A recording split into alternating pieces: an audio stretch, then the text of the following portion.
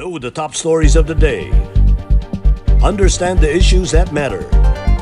This is Manila Bulletin News on Web. Your quick rundown of top news in the country and around the world. Manila Bulletin, celebrating 120 years of timely stories and timeless truths. Be fully informed.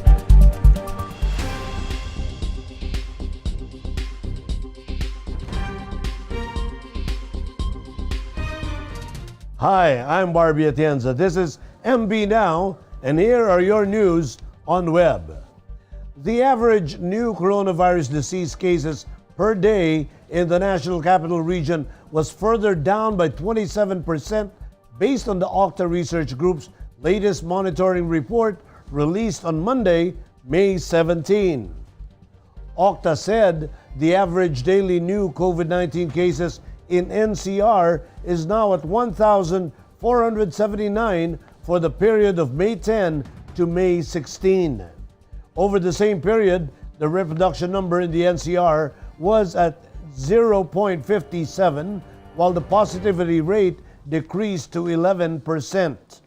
Meanwhile, the average daily attack rate in NCR is still at high risk at 10.71 per 100,000 population.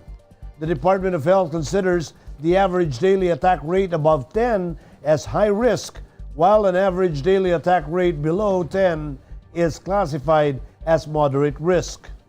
7 local government units are now classified as moderate risk based on the DOH guidelines. These are Navotas, Malabon, Manila, Taguig, Caloocan, Pasay, and Muntinlupa. Octa's report also showed that the healthcare utilization rate in the NCR as of May 15 was at 45%, with an ICU or intensive care unit occupancy of 57%. 60% utilization is considered by the DOH as safe. Due to significant improvements in the NCR Plus bubble has been placed under less strict GCQ with heightened restrictions until May 31. Meanwhile, Octa Research has expressed alarm over spikes in COVID-19 cases in other parts of the country, particularly in Puerto Princesa City, Palawan. The Philippine Red Cross called for the overhaul of state-owned hospital after promptly responding to the fire that broke out at the Philippine General Hospital. PRC Chairman and CEO Senator Richard Gordon said in a television interview that we have to make sure that we have to really overhaul the electrical system of the hospital. Circuit breakers are affected, and you really have to take a look at all that, and of course, the protection and prevention of fires. Meanwhile, Gordon said that it is also about time that the government explore a public-private partnership for PGH. In the aftermath of the fire, PGH has been asking for donations. However, Gordon noted that the government should be the one to spend for it. He noted the need for the Calamity Fund to be put into focus immediately. Meanwhile, Malacanang said President Duterte was more than ready to use his Presidential Social Fund to assist PGH. Presidential spokesman Harry Roque also extended his gratitude to all Filipinos who responded immediately to the call for emergency donations for the PGH. The Philippine government is ready to carry out a mass repatriation of overseas Filipino workers from Israel in case the conflict there further escalates.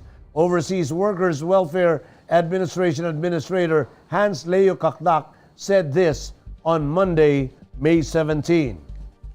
Kakdak said that based on their past experiences in other countries of conflict like Lebanon and Libya, the opposing forces have always allowed the mass repatriation of OFWs or innocent civilians in general for humanitarian reasons. Reports said that the fighting between the forces of Israel and Hamas have grown more ferocious the past few days, with rocket attacks persisting from both sides. But Kakdak said the Filipinos in Israel have remained, in general, safe and sound, thanks to their access to bomb shelters, which most buildings in the state have. He said most OFWs there are domestic workers who stay indoors with their employers. For those who do not have access to bomb shelters, the OWA chief said officials from the Philippine Embassy and the Philippine Overseas Labor Office are ready to provide assistance. Although there are nearly 30,000 OFWs in Israel, he said that those in the immediately affected areas of the fighting just number around 400. This is composed of the estimated 300 OFWs in Ashkelon and Ashlon in Israel and the estimated 100 in the Gaza Strip. Pinagdarasal natin na hindi mag-escalate o lumala ang sitwasyon. If and when the situation deteriorates or escalates into further conflict or God forbid bloodshed, ay nandiyan na ang usapin ng mass repatriation. And of course, nananalig naman tayo, may kumpiyansa na tayo na katulad ng nakaraang mga sitwasyon sa Lebanon, sa Israel, sa Libya, ay ang nagtutunggaling mga partido ay pinapayagan naman for humanitarian reasons ang mass repatriation ng mga OFWs, ng mga civilians, no, na inosente dito sa hidwaan na ito. Kaya't ang ating pananalig ay mag-improve ang situation na hindi na humantong sa mass repatriation, but rest assured, we stand ready together with the DOLE and the DFA to conduct mass repatriation efforts. The Philippine Atmospheric, Geophysical, and Astronomical Services Administration, or PAG-ASA, continued to record dangerous heat index values across the country on Sunday, May 16, due to the prevalence of warm easterlies. Dagupan City in Pangasinan still topped the areas with the highest heat index values registered on Sunday at 49 degrees Celsius. The heat index is a measurement of how hot it feels when relative humidity is factored in with the actual air temperature. A heat index between 41 and 54 degrees Celsius is under what the PAG-ASA considers as dangerous level due to the high likelihood of heat cramps and heat exhaustion. The highest heat index so far in 2021 was recorded in Dagupan City, Pangasinan on May 14 at 53 degrees Celsius. PAG-ASA said the whole country will continue to have hot and humid weather conditions due to the prevalence of the easterlies. However, there is a chance of isolated rain showers or thunderstorms by afternoon or evening. Due to the possibility of sudden heavy rains during severe thunderstorms, PAG-ASA advised the public to take necessary precautionary measures in case of flooding or landslides.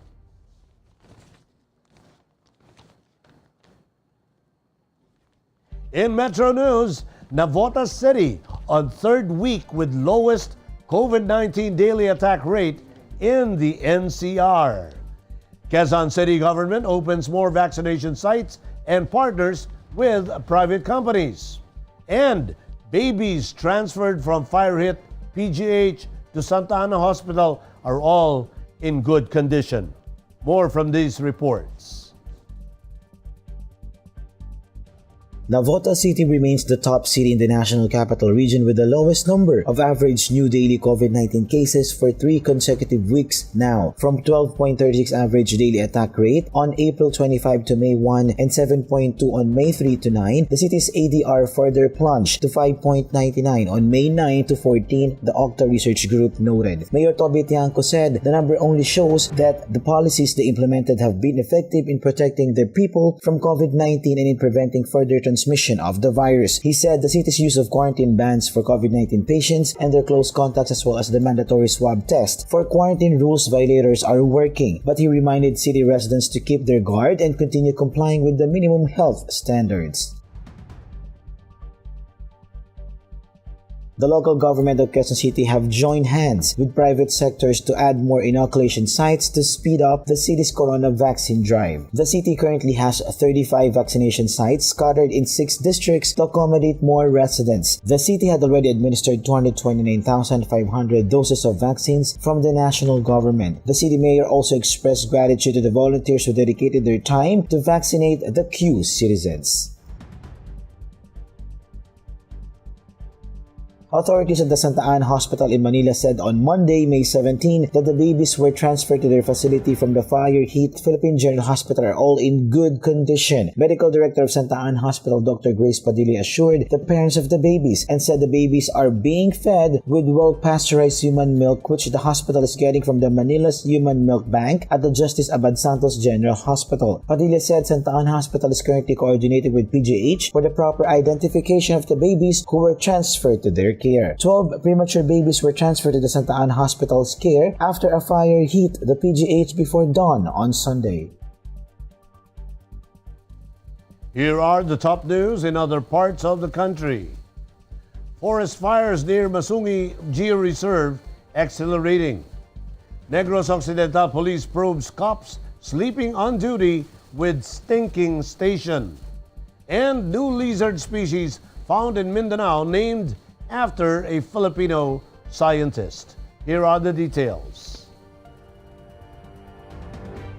The Masungi Geo-Reserve expressed concern on Sunday night, May 16, over the continued forest fires around the wildlife sanctuary, particularly within the protected watershed. According to their Facebook post, since April there have been fires in the protected watershed and they have been accelerating the past few weeks. It added that the fire looks like a large-scale consolidation of forest land clearings, and there has also been an increase in illegal encroachments and resort development. Located in the southern Sierra Madre Range in Baras, Rizal, the Masungi Geo-Reserve was declared a strict nature reserve and wildlife sanctuary by the Department of Environment and Natural Resources in 1993. The Negros Occidental Police Provincial Office or NOCPPO has launched an investigation into the personnel of EV Magalona Municipal Station who were found sleeping on the job and also failed to maintain cleanliness of their workplace.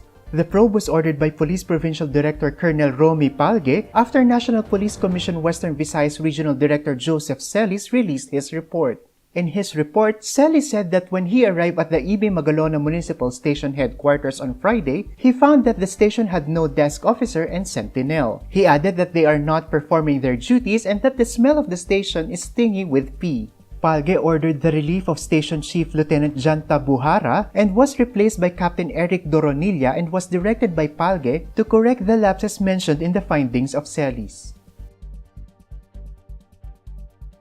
A newly discovered species of lizard found in the southwestern tip of Zamboanga Peninsula has been named after national scientist Angel C. Alcala. The description of the new species named Eutropis alcali was published in the Philippine Journal of Systematic Biology in May 2021.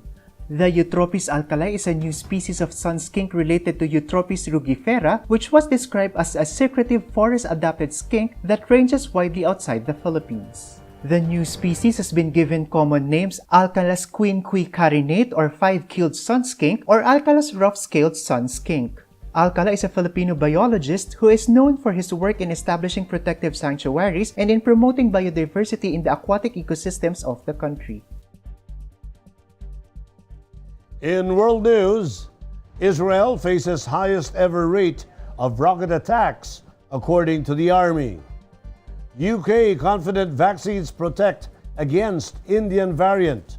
And over one-third of the United States, including some businesses, ending COVID-19 mask mandates. Details in these reports. Israel has faced the highest ever rate of rocket attacks on its territory during its latest confrontation with the Palestinian Islamist group Hamas that controls Gaza, the army said Sunday. Since Monday, armed groups in Gaza have fired about 3,000 rockets towards Israel, surpassing the pace during an escalation in 2019 and during the 2006 war with Lebanon's Hezbollah, said Major General Ori Gordin. The week-long escalation was sparked by unrest in Israeli-annexed East Jerusalem and has seen the death toll in the densely populated Gaza Strip rise to 181 and to 10 in Israel, according to authorities in either side.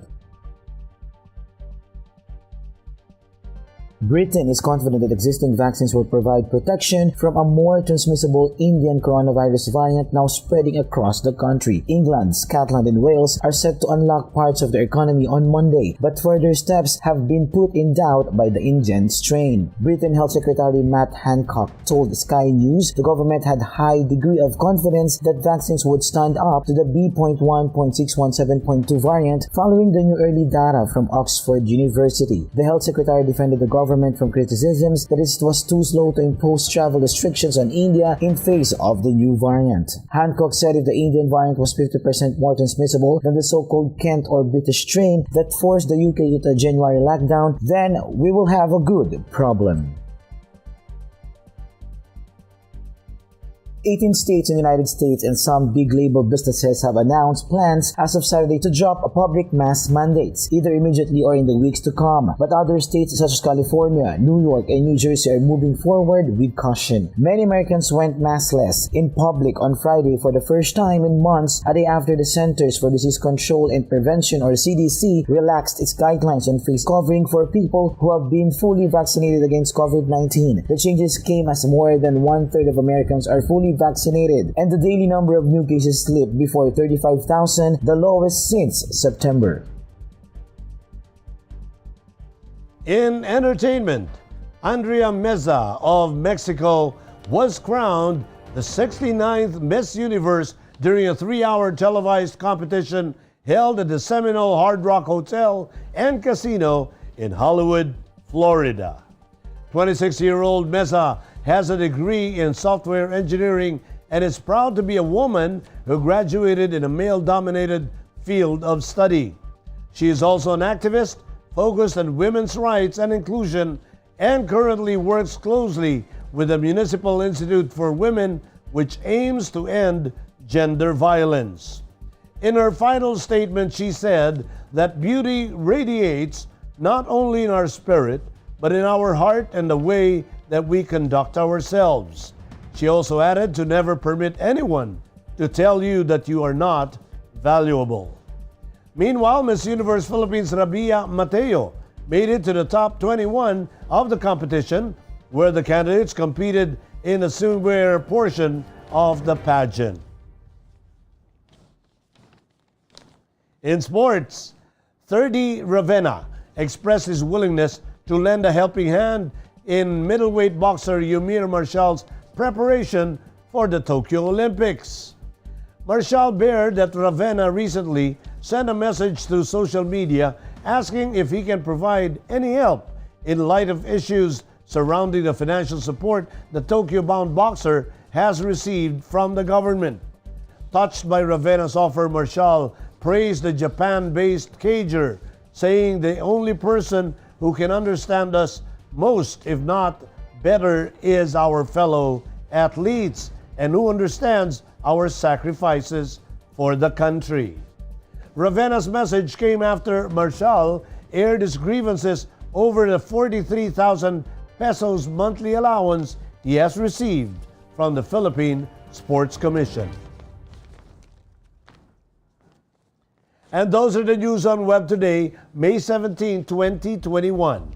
For more news and details, get your copy of the Manila Bulletin newspaper tomorrow, or you can log on to www.mb.com.ph. You may also subscribe to our newsletter through the link on this video's caption to have the day's latest news delivered to your inbox. I am Barbie Atienza for Manila Bulletin. Join us again tomorrow. This has been MB Now. Be fully informed.